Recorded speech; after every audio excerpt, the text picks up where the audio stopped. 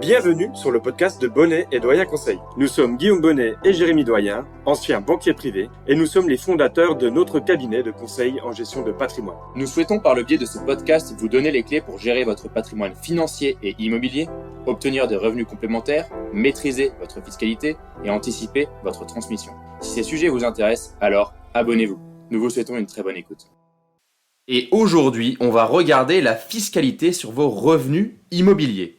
Et on va regarder également les axes d'amélioration pour réduire cette fiscalité et donc avoir une meilleure rentabilité sur vos biens immobiliers. Et pour cela, Jérémy, je pense qu'il est important d'abord de définir ce qu'est l'investissement locatif immobilier. L'investissement locatif, Guillaume, c'est le fait d'investir dans un bien immobilier et de le louer à des personnes autres que nous-mêmes. Cela veut donc dire qu'on va tirer un revenu de notre bien immobilier que nous venons d'acheter et donc on se dit investisseur locatif. Et donc suite à ces revenus, on aura une fiscalité sur l'ensemble de nos revenus immobiliers. Et c'est important de faire la distinction entre la location nue et la location meublée car les fiscalités sont différentes si on loue nu ou meublé. Déjà Guillaume, est-ce que tu peux nous expliquer quelle est la différence entre une location nue et une location meublée? Oui, alors pour commencer, la plus simple, c'est la location nue. Ici, comme son nom l'indique, vous louez un logement qui n'est pas meublé, il est nu. Il n'y a donc rien à l'intérieur, c'est le locataire qui doit apporter ses meubles pour y vivre convenablement. À la différence de la location meublée, où là, c'est le propriétaire qui va faire le choix de meubler son appartement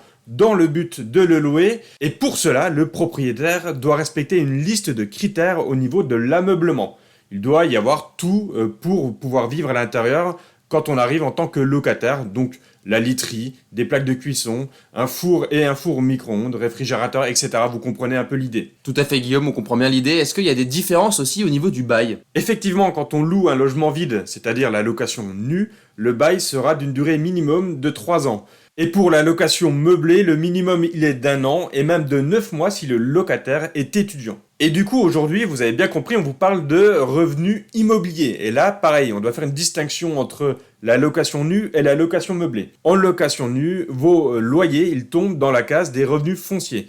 Tandis que pour la location meublée, on tombe dans la catégorie des BIC, les bénéfices industriels et commerciaux. Donc c'est une première différence. Et du coup, Guillaume, aujourd'hui, nous, on va se poser la question et on va voir l'impact de la fiscalité entre la location nue et la location meublée. On va donc commencer par expliquer les différentes options qu'il s'offre à vous pour la location nue et cette fiscalité qui va être afférente à la location nue. Et ensuite, on va regarder la fiscalité sur la location meublée et les différentes options qui s'offrent également à vous quand vous louez meublé. Et on démarre avec la fiscalité concernant la location nue. D'abord, il faut dire qu'il y a 2 régimes différents, le régime réel et le régime microfoncier. On va démarrer par expliquer ce qu'est le régime microfoncier. D'abord, vous devez savoir que vous pouvez opter pour le régime du microfoncier si vos revenus fonciers sont inférieurs à 15 000 € par an. Une fois que vous avez choisi ce régime de microfoncier, qu'est-ce que ça va vous faire? Tout simplement, vous allez pouvoir appliquer un abattement de 30% sur vos revenus fonciers, ce qui va venir mécaniquement baisser les revenus que vous allez déclarer et donc baisser votre imposition. Une fois que vos revenus sont supérieurs à 15 000 €, vous ne pouvez plus opter pour le régime microfoncier. Et donc Guillaume, est-ce que tu peux nous donner un exemple concret si jamais moi je touche des loyers, donc des loyers sur une location nue d'un montant de 10 000 €? Je peux donc opter pour le microfoncier, mais quelle est ma fiscalité? Bien sûr Jérémy, et on va essayer de faire simple pour que tout le monde comprenne bien. Tu touches des loyers annuels bruts de 10 000 €. Avec le régime du microfoncier, on va automatiquement appliquer un abattement de 30%. Donc on part de 10 000 fois 30%, on a une déduction de 3 000 €. Ensuite, comment ça se passe au niveau de la fiscalité? Eh bien là, on va prendre ton impôt sur le revenu plus les prélèvements sociaux. Impôt sur le revenu, c'est ta tranche marginale d'imposition. Imaginons que tu aies une tranche à 30%, on va y ajouter les prélèvements sociaux de 17,2%, ce qui fait du 47,2% au global, ce qui donne une imposition de 3 304 € sur des revenus, je rappelle, de 10 000 € au départ et sur des revenus imposables de 7 000 €. D'accord Guillaume, donc ça fait quand même 3 304 € de fiscalité pour 10 000 € de loyer, on est d'accord? C'est bien ça. Et du coup Guillaume, maintenant je vais présenter le régime réel.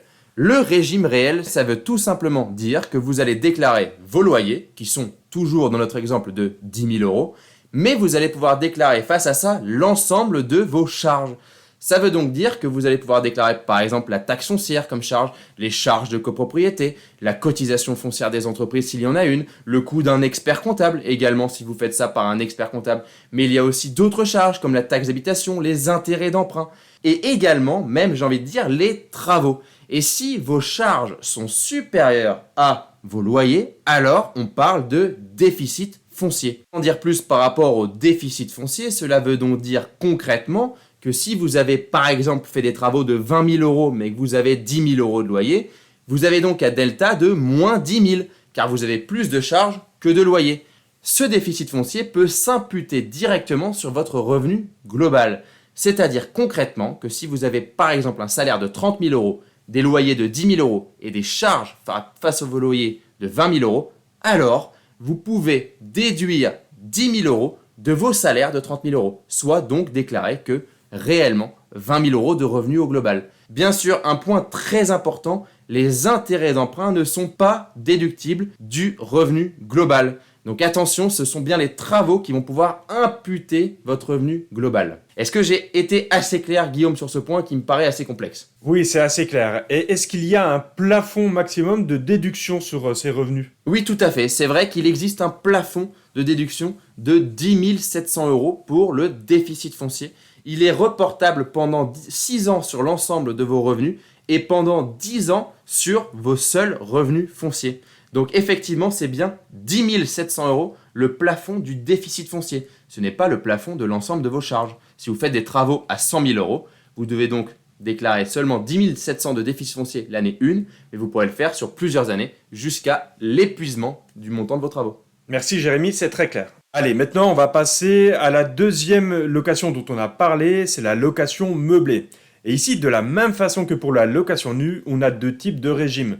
Le régime micro-BIC et le régime réel. Donc vous avez un peu compris le fonctionnement, on va d'abord expliquer le régime micro-BIC. Tout d'abord, pour choisir le régime micro-BIC, il ne faut pas avoir des revenus qui dépassent les 72 600 euros annuellement. Ensuite, une fois qu'on a opté pour ce régime micro-BIC, on va pouvoir profiter d'un abattement de 50% sur nos revenus issus de la location meublée. Et donc cela va permettre également de baisser la base taxable. Et Guillaume, est-ce que tu peux nous faire le même exemple que tout à l'heure avec des loyers de 10 000 euros? Quelle est ma fiscalité? Eh bien allez, on reprend le même exemple. Tu as des loyers de 10 000 euros. Cette fois-ci, l'abattement n'est plus de 30%, mais de 50%. Il y aura donc un abattement de 5 000 euros. Il reste 5 000 euros qui vont être taxés à ta tranche marginale. Donc on se rappelle, c'était 30%, plus les 17,2% de prélèvements sociaux.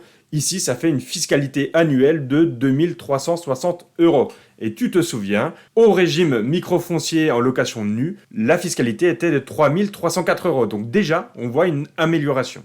Donc là, tu viens de nous faire gagner 1 000 euros juste parce qu'on a passé notre logement en meublé. On est d'accord? Exactement, donc tu comprends bien que tu as investi un peu par exemple pour meubler ton appartement, mais très rapidement ça peut devenir rentable. Tout à fait Guillaume, il existe aussi un autre point, est-ce que tu peux nous faire la situation si on loue un logement meublé, mais cette fois-ci un logement meublé touristique? Exactement, si on a un meublé de tourisme, ici l'abattement il va être de 71% et non plus de 50%. Donc ça permet à nouveau de réduire grandement la fiscalité. Très bien Guillaume, merci. On va donc passer maintenant au régime réel et le fameux LMNP, la location meublée non professionnelle. Déjà, il faut savoir que pour faire partie de ce régime du LMNP, il faut que vos revenus immobiliers soient inférieurs à 23 000 euros ou inférieurs à l'ensemble de vos revenus du foyer. Cela veut donc dire que vos salaires doivent être supérieurs à vos revenus immobiliers pour faire partie de la location meublée non professionnelle. On va donc parler de la location meublée non professionnelle. Ce régime permet la plupart du temps de ne pas payer d'impôts sur vos loyers. Pour être concret, vous allez pouvoir déclarer l'ensemble de vos charges, toujours la même situation que quand vous faisiez de la location nue et que vous choisissiez le réel. On peut donc déclarer l'ensemble de nos charges, mais en plus de ça, vous allez pouvoir déclarer un amortissement comptable. Et c'est là où la différence va se faire et elle est majeure.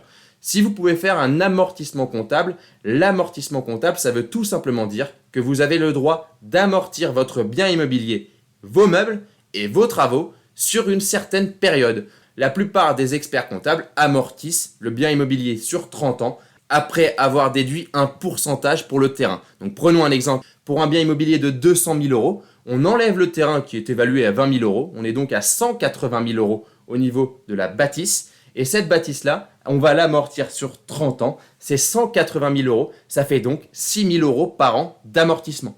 Donc dans notre exemple concret, cette fois-ci, on a des loyers de 10 000 euros. On a des charges, taxes foncières, expert comptable de 4 000 euros. On a un amortissement de 6 000 euros. Ça fait donc 10 000 moins 4 000 moins 6 000, ça fait 0. Et si on a une base imposable à 0, la fiscalité, elle est de 0. Donc Jérémy, là, si je comprends bien, on a une fiscalité à 0, alors qu'on était encore à 2360 au microbic en location meublée, et même à 3304 euros au microfoncier en location nue.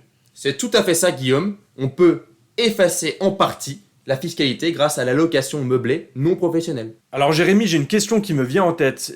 Imaginons que j'ai acheté un bien, que j'ai fait beaucoup de travaux, donc j'ai opté logiquement pour le déficit foncier. Mais une fois que j'arrive au terme de ce déficit foncier et que je n'ai plus de travaux à déclarer pour baisser ma fiscalité, est-ce que j'ai le droit de passer en location meublée sur mon bien ? Tout à fait, Guillaume. C'est possible et c'est même recommandé dans la plupart des cas. Bien sûr, un accompagnement est nécessaire pour faire ce type d'opération. Ce ne peut pas se faire tout seul, soit par un conseiller en gestion de patrimoine qui va vous accompagner, soit par un expert comptable. Guillaume, il est très important également de rappeler que nous faisons nos exemples ici avec une TMI à 30%. Cela ne correspond pas à tous les Français qui nous écoutent et donc il faut analyser chaque situation en fonction de votre tranche marginale d'imposition et savoir s'il est préférable de louer nu ou louer meublé en fonction de votre cas. Il est en effet très important de vous faire accompagner dans vos investissements immobiliers et nous sommes là pour cela. Allez, je pense qu'il est maintenant temps de conclure ce podcast sur la location immobilière. On rappelle les deux types de location qui sont possibles. On a d'abord la location nue où on a le choix entre un régime microfoncier ou le réel. Microfoncier, on rappelle, c'est un abattement de 30% sur les revenus fonciers. Et au réel, on peut déduire les charges et les travaux de nos revenus fonciers. Et ensuite vient la location meublée, la deuxième option, où là vous avez le choix entre le microbic à 50% d'abattement pour les locations meublées normales et 71% d'abattement pour les locations meublées de tourisme. Puis ensuite le régime réel, soit le LMNP, la location meublée non professionnelle. Et à ce moment-là, là vous déduisez l'ensemble des charges et en plus de ça, un amortissement comptable. Petit point, nous ne parlons pas ici de la location meublée professionnelle. Il faut savoir que la fiscalité est différente sur ce régime-là, mais on pourra y revenir prochainement dans d'autres podcasts. Enfin, vous comprenez que pour que votre investissement immobilier ne se transforme pas en gouffre fiscal, le plus important est d'anticiper et surtout de vous faire accompagner. C'est pour ça que les conseillers en gestion de patrimoine sont là. Et pour les futurs investisseurs, peut-être que la nouvelle réglementation et le DPE peut être une opportunité pour vous. Alors n'hésitez pas à aller écouter notre podcast sur le DPE, opportunité ou danger. Si vous souhaitez prolonger la discussion, alors vous pouvez directement prendre contact avec nous sur notre site bonnetdoyenconseil.com. C'était Guillaume Bonnet et Jérémy Doyen et nous vous remercions pour votre écoute. À bientôt pour un nouvel épisode.